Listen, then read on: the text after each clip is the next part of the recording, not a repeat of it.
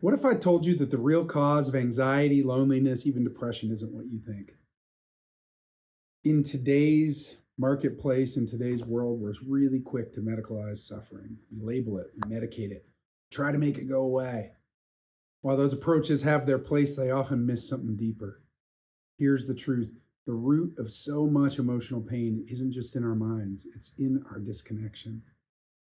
Loneliness or lack of belonging, shallow relationships, they're not just inconvenient, they're devastating to our mental health.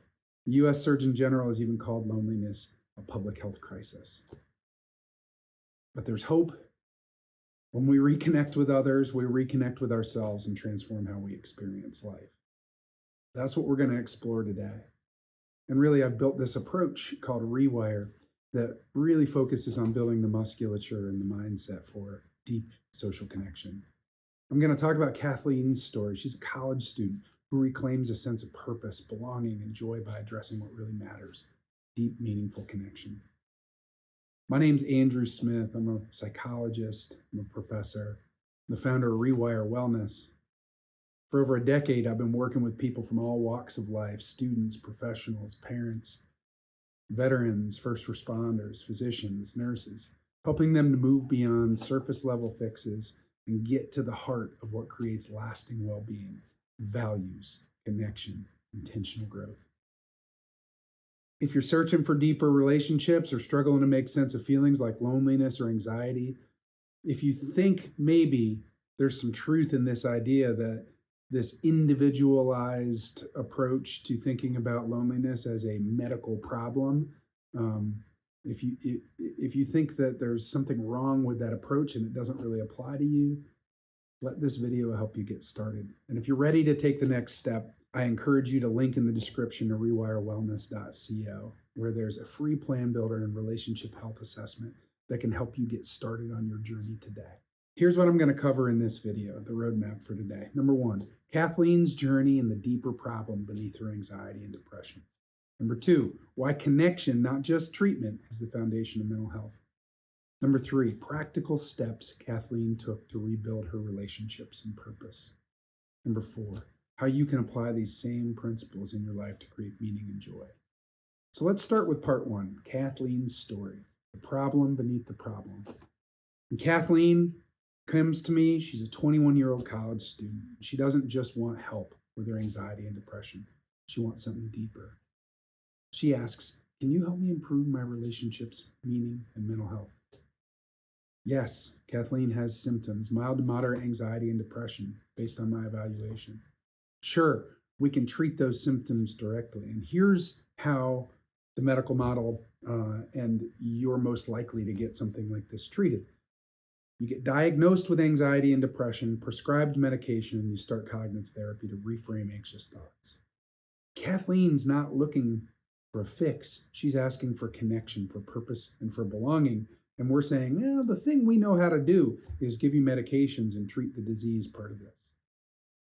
What if Kathleen is just part of, her story is part of the larger story that most of us are living in today, which is a problem of connection and deep connection with one another. And that if we treated that, then we could see some of her mental health symptoms improve by focusing on meaning through connection. So instead of framing her anxiety and depression as problems to cure, we did something subtle but powerful. We reframed them as signals, messages that something deeper needed to be met in her. Part two, why connection is the foundation for mental health. So Kathleen's struggles mirror such a large problem in our culture. Decades of research show that social connection, it's the foundation for health and happiness. Yet we've never been more disconnected. The US Surgeon General recently declared loneliness a public health crisis, and studies that's based on studies that show that meaningful relationships protect against depression, anxiety, physical illness, things like cardiovascular disease and metabolic illness. But our culture often prioritizes productivity, independence, and the holy grail problem of our current era, which is individualism. This is your individual problem to solve disconnection and loneliness. For Kathleen, her anxiety and depression, they're not mental health issues alone. They're symptoms of a larger issue, which is disconnection. This isn't a failure of individuals, it's a failure of systems. But the good news is you can individually start changing this in your own life. Let's move to part 3, Kathleen's breakthrough, rebuilding connection. So how did Kathleen turn things around? Here's how we worked together to rebuild her sense of connection, belonging, and purpose. Step 1, clarifying values. We started with the question, what do you want from your relationships? For Kathleen, she was able to develop the answer to that very clearly.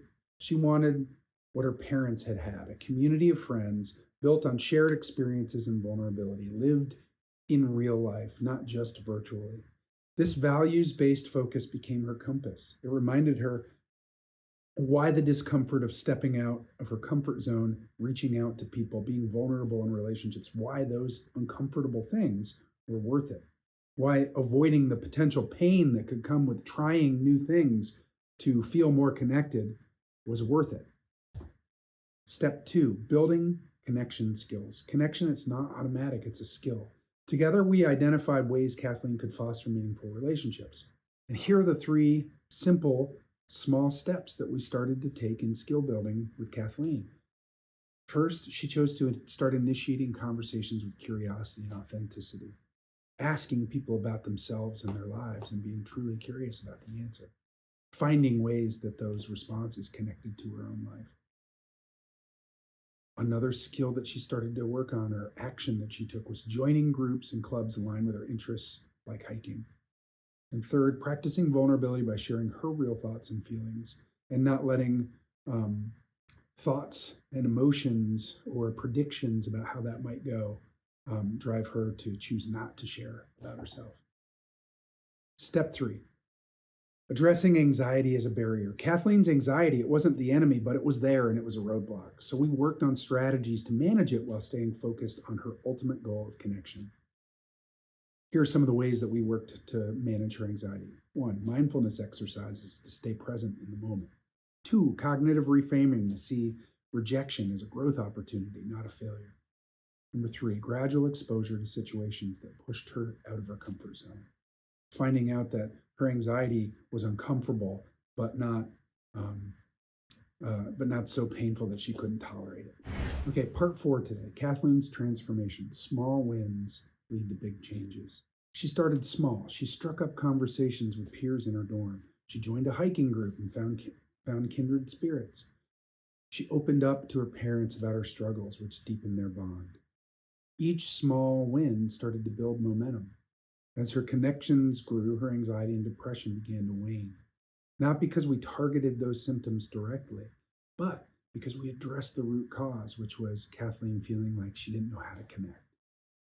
Kathleen didn't just manage her mental health, she started to flourish, and anxiety and depression started to move into the rear view. So in closing, I just want to suggest that Kathleen's story is a common one. And it's a powerful reminder that mental health isn't just about managing symptoms. It's actually possible to reconnect with what matters most. And if you're feeling isolated or stuck, let her journey inspire you. Connection isn't something that just happens, it's something that you can make happen. And we have built an approach to help you do that. So visit rewirewellness.co. Get started on your own journey towards meaningful relationships and a more connected life. Thanks so much for watching. If this video resonated with you, like it, comment, subscribe.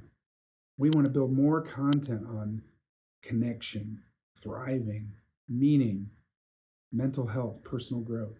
If you're struggling with loneliness, anxiety, and disconnection, join this community. See you in the next video.